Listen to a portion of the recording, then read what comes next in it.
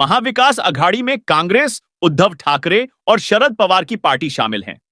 तीनों ही दल साथ में लोकसभा चुनाव लड़े और एनडीए को पीछे धकेल दिया। महाराष्ट्र के विपक्षी खेमे महाविकास अघाड़ी में सीट शेयरिंग का फॉर्मूला लगभग तय हो चुका है।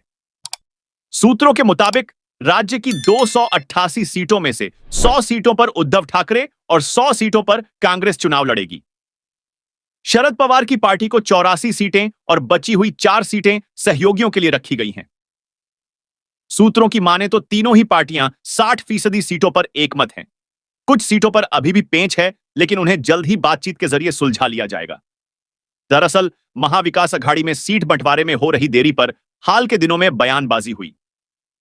उद्धव ठाकरे गुट के सांसद संजय राउत ने कांग्रेस पर व्यस्त होने का आरोप लगाते हुए देरी के लिए जिम्मेदार ठहराया था।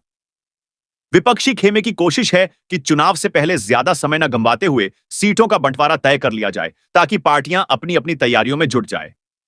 एक बात तो साफ हो गई है कि उद्धव ठाकरे, कांग्रेस और शरद पवार के साथ ही विधानसभा चुनाव लड़ेंगे। लोकसभा चुनाव में भी तीनों दलों की तिकड़ी ने राज्य की सत्ता पर काबिज एनडीए की सीटों में सेंध लगा दी।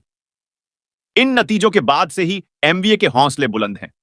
महाराष्ट्र में इस साल के अंत तक विधानसभा चुनाव होने हैं।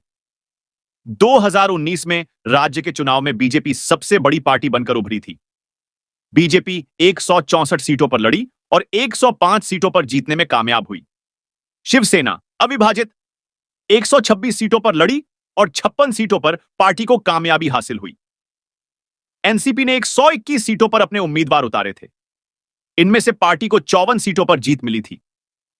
कांग्रेस के 147 उम्मीदवारों में से 44 नेता ही विधायक बने। इस बार का विधानसभा चुनाव दिलचस्प होगा। शिवसेना में 2 फाड़ हो चुका है। एनसीपी भी 2 खेमों में बंट गई है। कांग्रेस के भी कई नेता पार्टी को छोड़ चुके हैं। ऐसे में एमवीए और एनडीए दोनों ही गुट के लिए यह चुनाव साख की लड़ाई मानी जा रही है।